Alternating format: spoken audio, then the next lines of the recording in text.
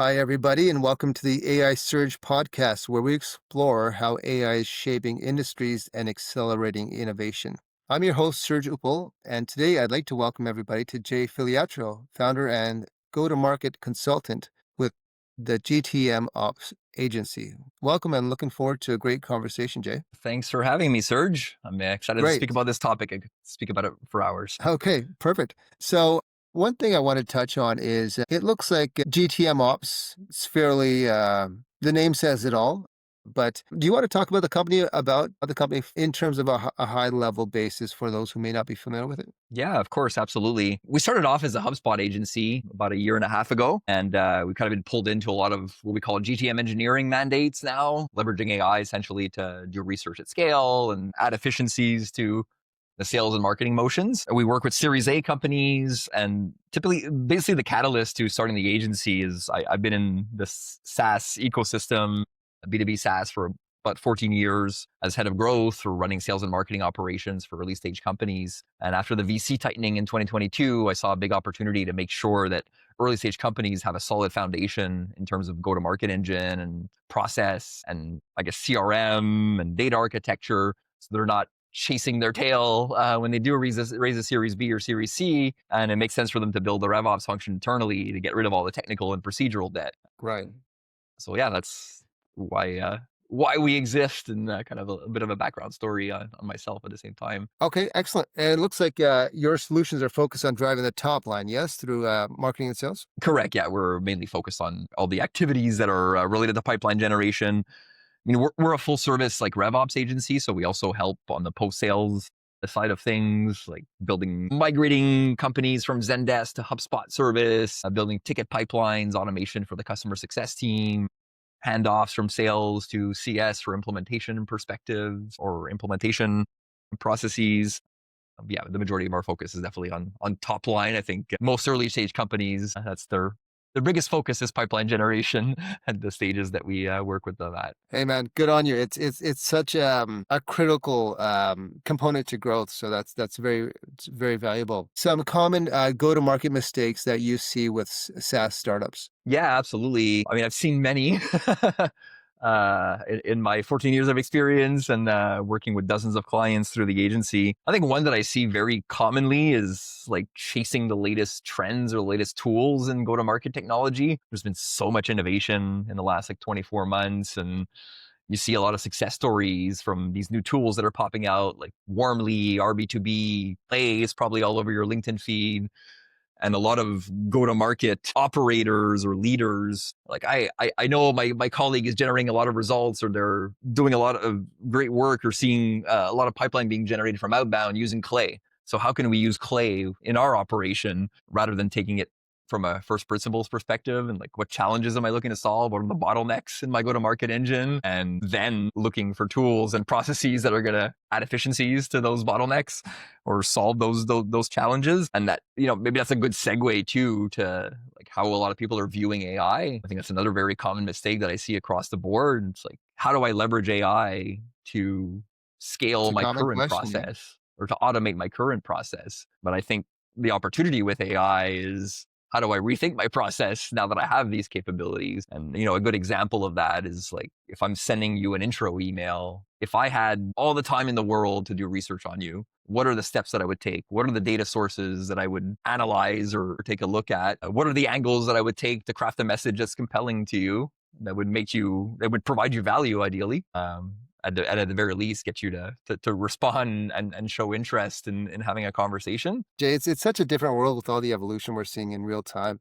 Do you remember that, like in 50 years ago, you'd buy a magazine or newspaper ad and a radio ad that was marketing, and then you'd have guys cold calling, or well, not cold calling, maybe even going door to door. And it's just such a different animal now. It really is. It's crazy. And things are just accelerating so much, like I think I spoke about RB2B earlier, but like person level website visitor identification is probably a technology that's 24, 36 months old at the very least, and it's already saturated. Yeah. an influencer I've learned a lot from, Gary Vaynerchuk. He says marketers ruin everything. They find a channel that works and that they can leverage for a while, and then everybody jumps into that channel and starts automating plays and scaling their use of that channel, and they become saturated and doesn't work anymore. Just like cold email.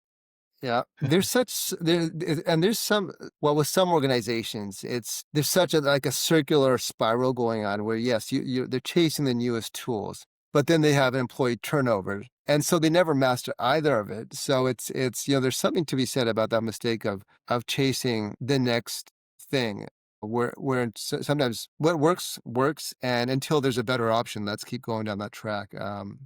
I totally I hear you. agree. Exactly. Yeah. The other downside is you create a whole bunch of generalists and no specialists that can really, really optimize and refine what is currently working. Yeah, In terms of it's common wild.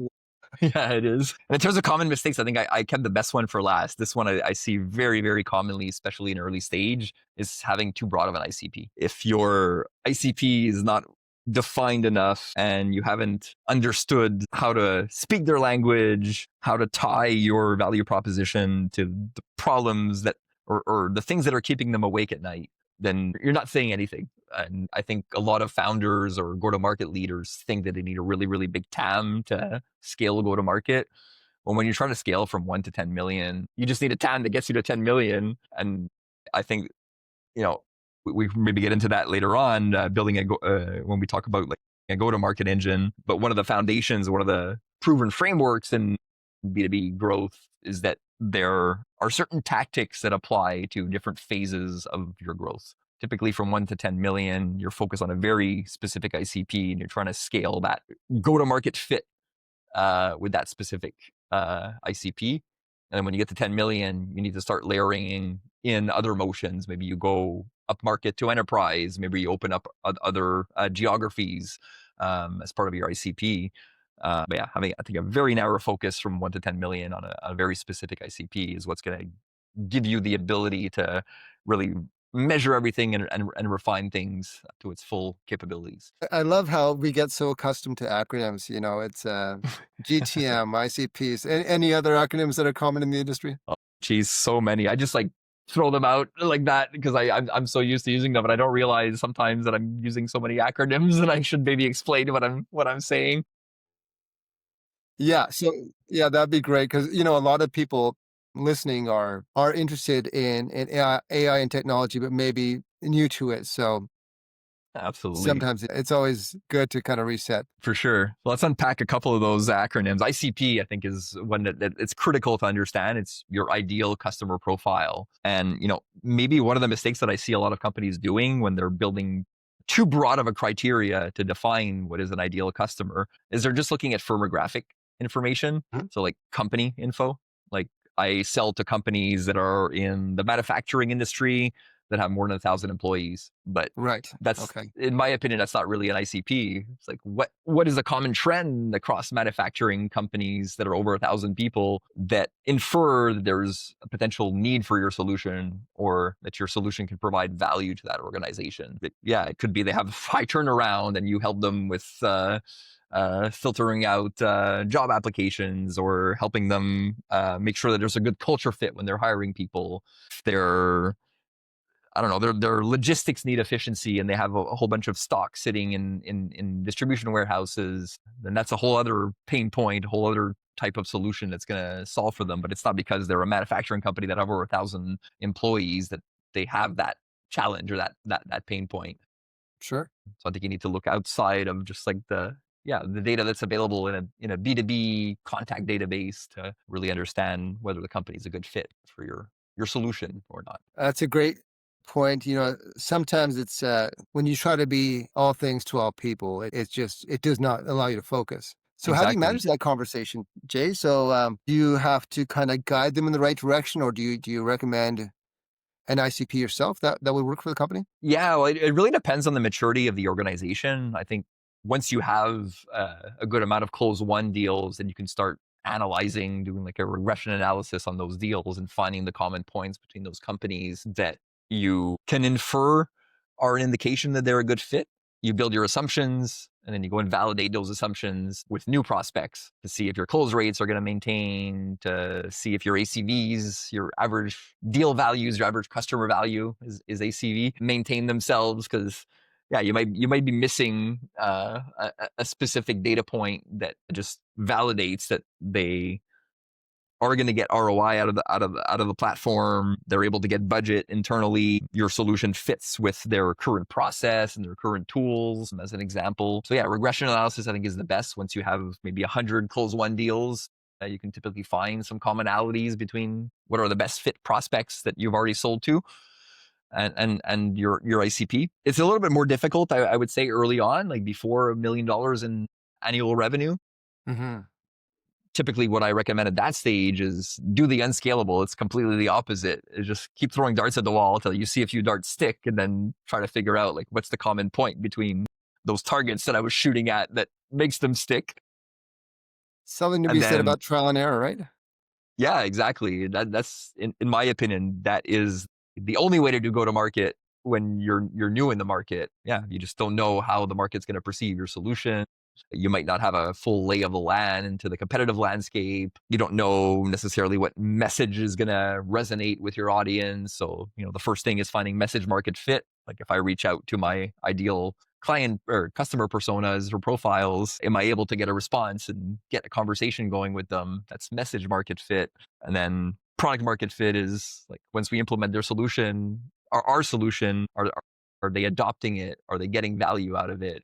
And are they willing to continue paying for it on an annual basis, or maybe even expand the usage of it across other divisions or other locations? And at that point, you don't have like statistical significance because you don't have enough volume of prospects and clients to do that like regression analysis that I was referring to. If you're trying to find common points between successful clients and your ICP, when you have larger volume. So it's something, again, you need to build assumptions for, and then find a way to validate those assumptions, but maybe in a less scalable way, because typically from 0 to $1 million in revenue, it's the founder that's doing sales, that's doing go to market. Right. And yeah, you have to find like quick cycles to validate those assumptions. Okay, wonderful. So, in your experience, how would you say what is the most effective way to build an a go-to-market engine from scratch? Is there a certain formula there? Yeah, absolutely. I strongly believe that 80% of go to market in B2B SaaS is a science. And then the other 20% is like your secret sauce or your unique angle.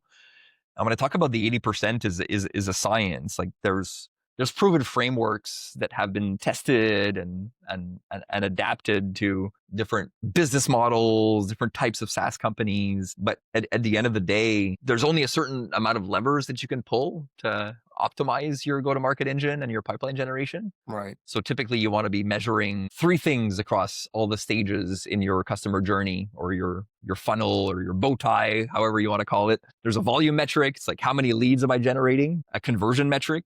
Out of all the leads that I'm generating, how many are converting to sales qualified leads? How many sales qualified leads are converting to opportunities and to close one? And then the third is the time and stage. How long does it take me to convert a qualified prospect to a close one opportunity or to a client?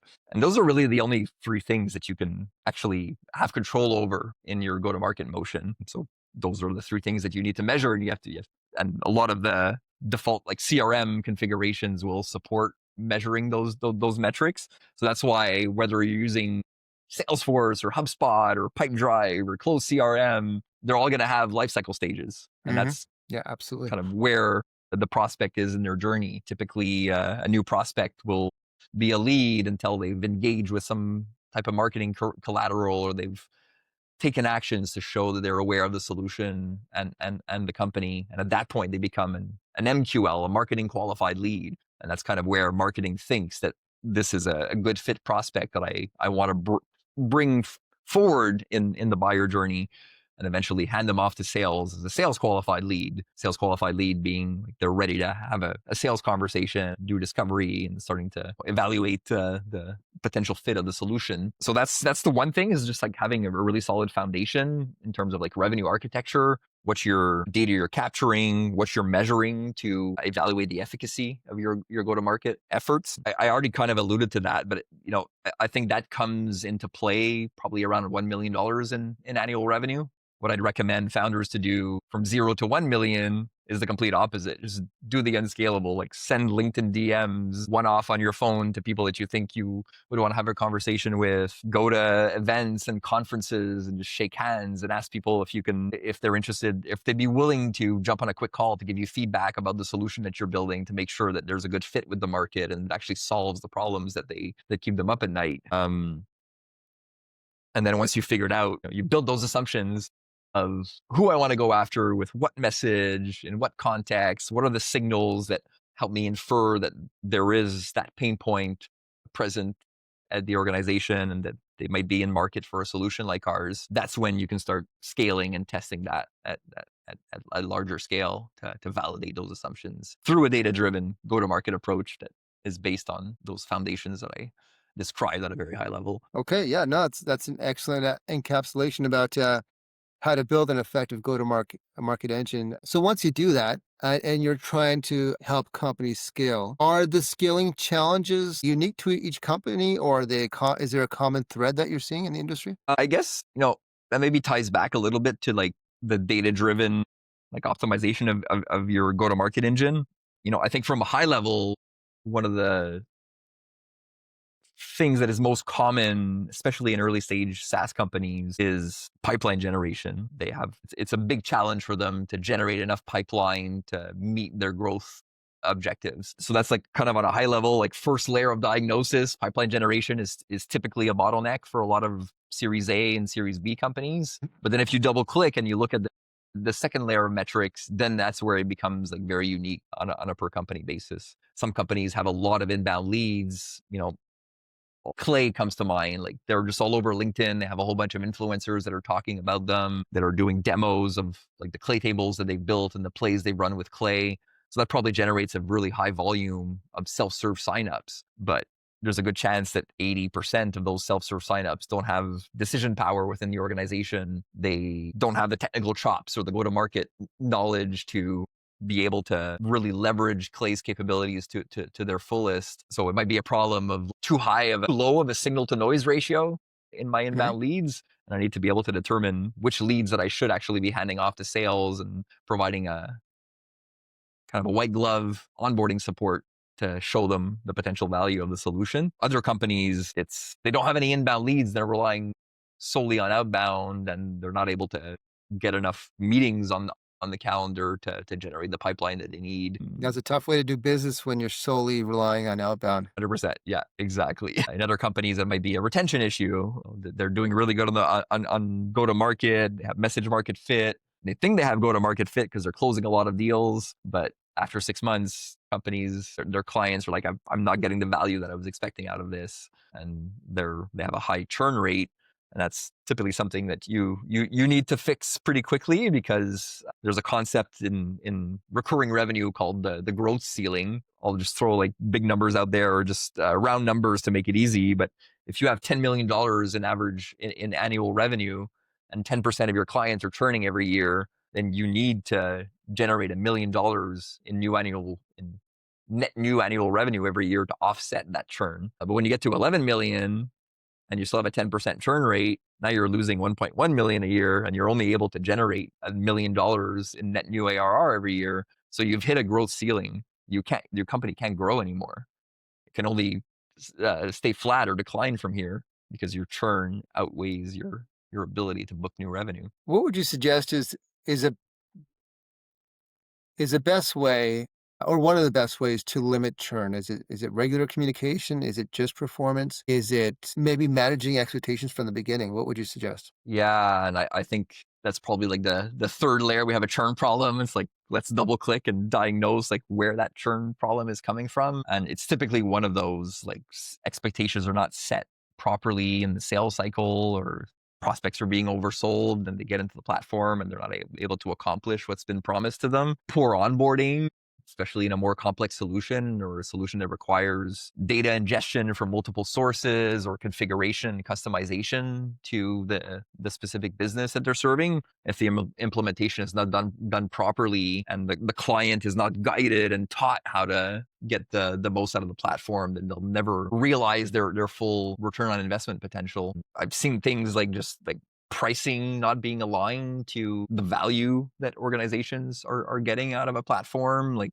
if Clay was seat-based pricing, for example, it wouldn't really make sense because I could have 10 users using Clay that are using, I don't know, 1,000 credits per month, Right.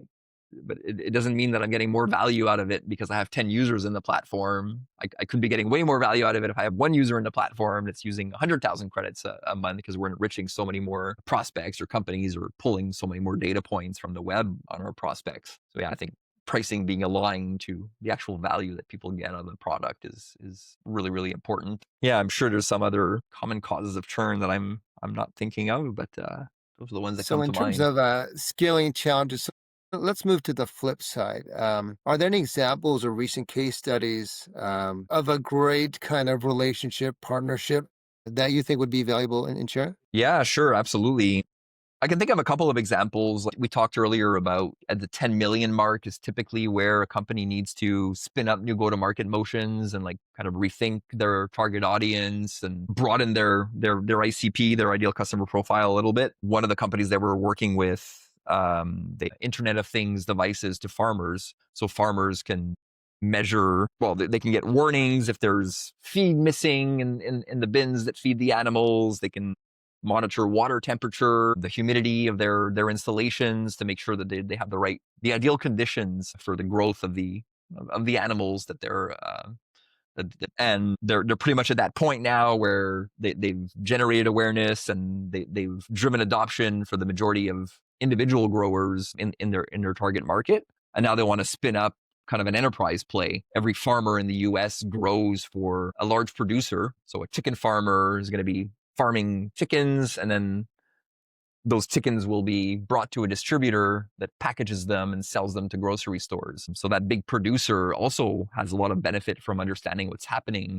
across all of their contracted farms and insights that they can potentially leverage to instill best practices at other farmers that are maybe seeing lower growth rates or are taking longer to produce the size bird that they're looking for, they're looking to commercialize. So there we help them kind of think the whole process of building that enterprise motion and operationalizing it in the CRM, measuring the efficacy of their enterprise motion, and also being able to forecast what potential growth comes from that. So yeah, that involved a lot of different things, but one of the interesting things that we did using AI and tools like Clay and web scrapers is build a database essentially of every single farmer in North America. Every state in the U.S. has a list of registered farmers and the species that they're farming. So we were able to mine all those databases, normalize the data, structure them, tie them to the individual owners of those farms and operators of those farms, so we can get contact information and we can follow our progress to commercializing the solution in the CRM on a contact basis. Talk about a space that's ripe for, forgive the pun, for a technology and being more efficient. Sometimes Mother Nature doesn't help, so you got to do as much as you can. Exactly. Yeah, 100%. So tell me a little bit about you and your journey. How did you get started with GTM Ops? I know you're the founder, but what did that path and that evolution look like? Kind of went in a lot of different ways to find my space. Yeah, after a lot of trial and error, I would say. I don't know. I've always been super interested in technology. I grew up pre-internet, and when we installed internet at home for the first time, I quickly figured out that I Yeah. could build websites and build online community. I was building websites and had online communities at like 14 years old. So that's maybe where like the technical side of things came from, or the technical prowess and interest came from. I guess I always had a bit of an entrepreneurial itch, but I didn't know in what domain or what exactly I wanted to do. So in my 20s, I tried a whole bunch of things. I ran a restaurant for a while. I helped open some of the first poker rooms in Montreal and ran a poker league for a while. I was Well, involved in fun. that space for a few years. my father had a really successful career in technology sales, and he kept trying to push me towards that. It's like, you have the right attitude, you have the right personality to do really good in sales. You should at least try it out. And he finally convinced me to. So I started off as a BDR and large Fortune 500 company that was reselling like Microsoft and Lenovo and all kinds of like generalized IT products. And I randomly met the founder of a seed stage company at a friend's dinner one night, and we kind of hit it off. And I joined his company very quickly thereafter as an SDR. But they had a very forward thinking approach. This was back in like 2011, 2012. They had found ways to build web scrapers. They were able to find contact information for their ICP. They were doing cold email at scale before it was even a thing, or before that channel was saturated. In 2012. Yeah, it was, yeah, pretty early on. So I very quickly like developed an affinity and an interest in the operational side of go to market, and I haven't looked back ever since. Even at that company, I was hired as an SDR and quickly kind of became a go to market engineer before that even was a thing. I was working very closely with the marketing team to do a whole bunch of multivariate testing on our outbound motions, to validate assumptions in terms of personas and ideal customer profile criteria that we wanted to target. Um, it was there was a self-serve aspect to the solution, so we were doing like product-led growth experimentation before I had ever even heard of the term product-led growth. Like, how do we maximize the amount of people who sign up to the platform that see value quickly out of leveraging the platform, and how do we shorten the cycle from adoption and value realization to becoming a paid customer. Yeah, that was an absolutely amazing experience. And the founder of that company, Oleg Roginski, went on to found multiple other very successful startups currently running People AI. It's worth hundreds of millions of dollars. Yeah, he was just an amazing mentor, and probably one of the people who uh, helped me become so passionate about the industry. Great. So, in terms of GTM ops and where you can support most, is there a particular stage of company that kind of fits that sweet spot for you? Yeah, absolutely. We're really targeting like that inflection point where founders are ready to start building out a go-to-market team and scaling the unscalable. um, or so looking for early stage companies, seed, Series A companies that are about a $1 million in revenue and are thinking of hiring their first account executives or their first marketing hire. That, and all the way to like, yeah, building their first go to market teams. What are the inflection points that we see a lot of traction with? Is like that first head of marketing or first head of sales hire.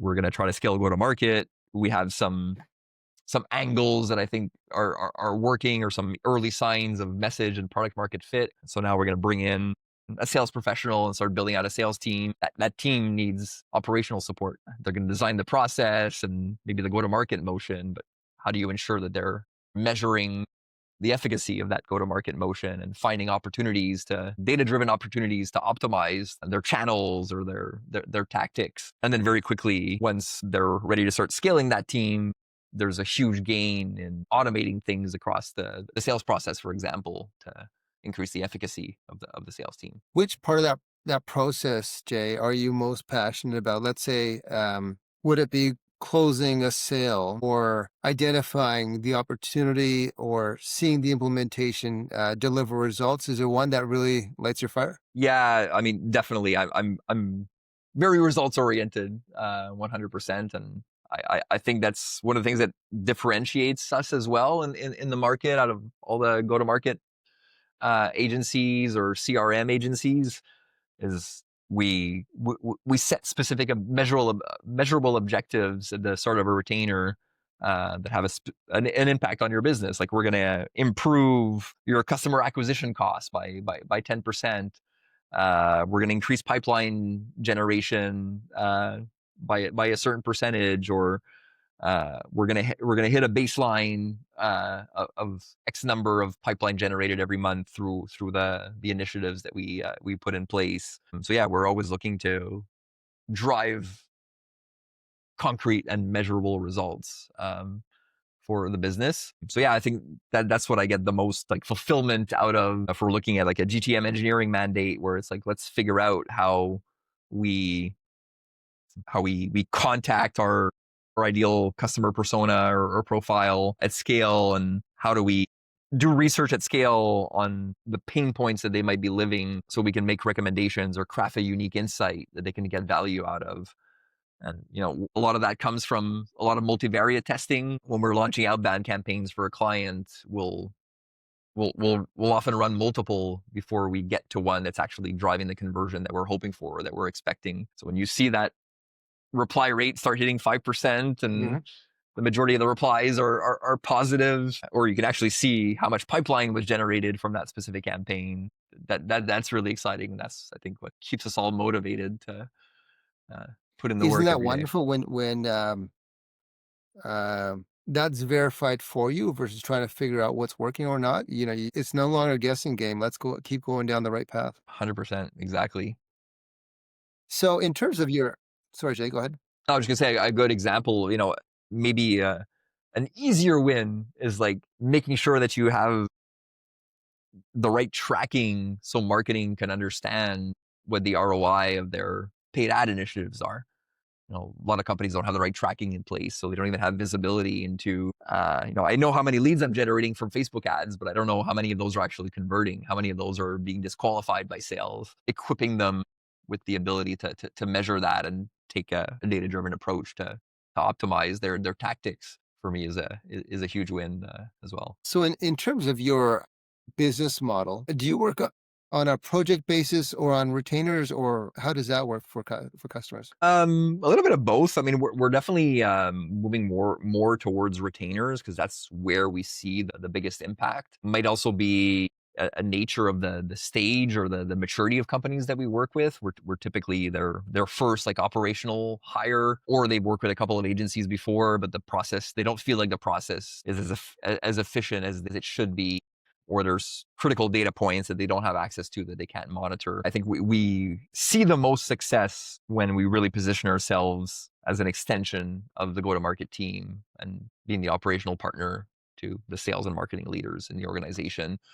Um, I think it's really hard to, especially in early stages, to see immediate impact because you're still trying to figure out what works. So a lot of that comes from an iterative process over a certain period of time, and having solid experimentation process so you can isolate which variable is actually driving the lift. We do some projects as well, but the majority of the projects that we kick off end up in a retainer. Most of the projects that we do are like integrating a new technology, and then, oh, you did such a good job on integrating Zendesk, for example, to our process. Can you help us do the same thing with our sales engagement platform so we can measure all of our outbound tactics in the CRM? And rather than building a new scope of work and scoping out a new project every 2-3 months, most clients end up saying like, we're going to have an ongoing need for operational support. Could we just move to a retainer instead? I think it's simpler on both ends to manage it that way. Well, there's something to be said on, with that, Jay, is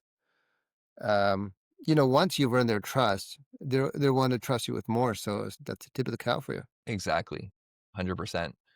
So now, yeah, now we'll entertain like project-based mandates, but more as a proof of concept, not Okay. like a one-off project that's with no expectation of future projects, potential prospect. Yeah. So what problem do you think AI or automation can solve for a business like yours? For a business like mine, it already does solve a lot. Like I don't know how I would be able to operate my business without AI. Yeah. I use it in so many different ways, one of which is just helping me stay on top of the whole sales process. I wear a lot of hats. I do sales, I do marketing, I help refine the strategy and the architecture for our clients. I do project management. So in all those areas, AI is helping me. And one example would be taking call recordings and helping craft a follow-up email, or craft a strategy, or maybe a demo of a tactic that we discussed that could have an impact in that discovery call, all the way to helping me build a scope of work and a proposal for the client once we refined the deliverables. And then once the client is onboarded, we also record our calls, our weekly touch points with clients. And then we take the call recordings and we feed them into an AI agent that creates tasks in our project management tool and assigns them to the right people based on the expertise required. We use AI to provide updates to our clients. So take a look at, analyze everything that's in progress in our project management tool, filter out the smaller tasks that don't actually have a major impact on the business, but Mhm. are just required as part of the project.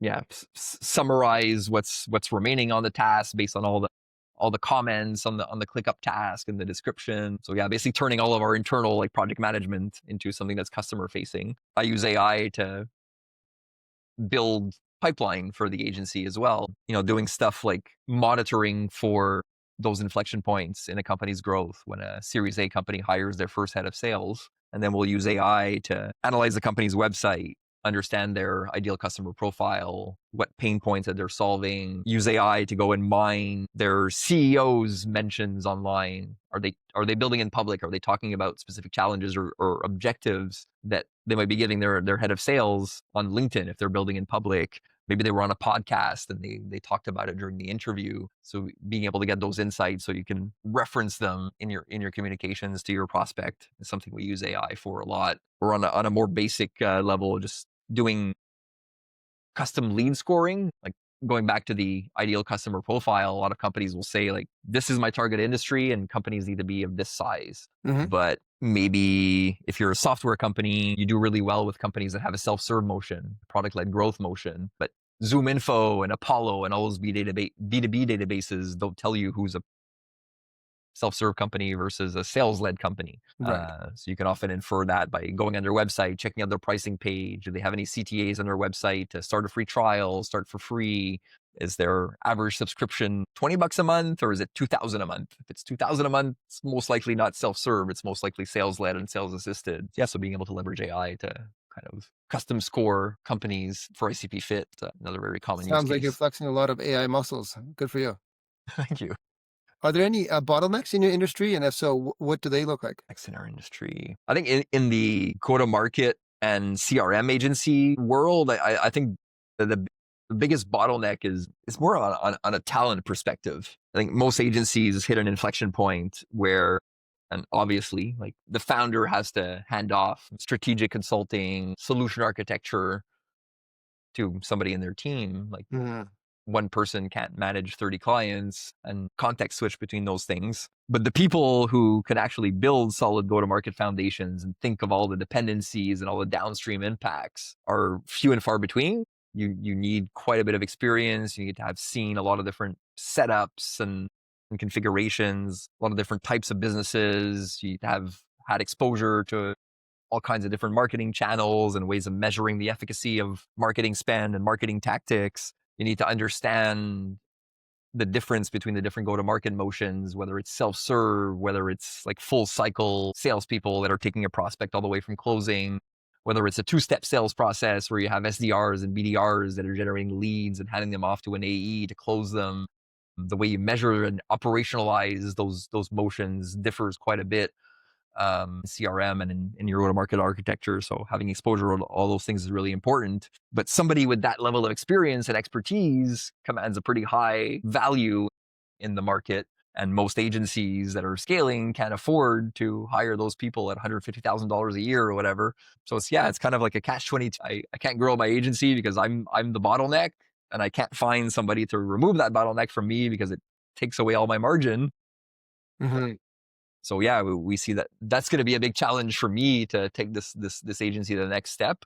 And it's one of the common issues that I see with a lot of bigger agencies. We've inherited so many like HubSpot instances from the biggest and the most reputable HubSpot agencies in the world. And it's because their account managers and their strategists just don't have that level of experience and don't have that decade of exposure to different go-to-market engines. Well, it makes you all the more valuable.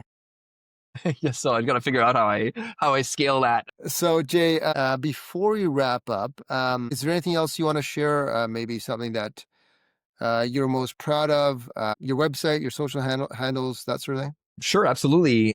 I need to do a better job, but I post tactical content on LinkedIn on a regular basis. I need to do a better job of being disciplined as to the frequency of my posting. But if you're looking for ways to leverage AI and go to market, Filiatro on LinkedIn or GTM Ops Agency on LinkedIn. I post at least once or twice a week. Super tactical, quite often, like screen share demos of tools that we use, a lot of clay tactics and usage.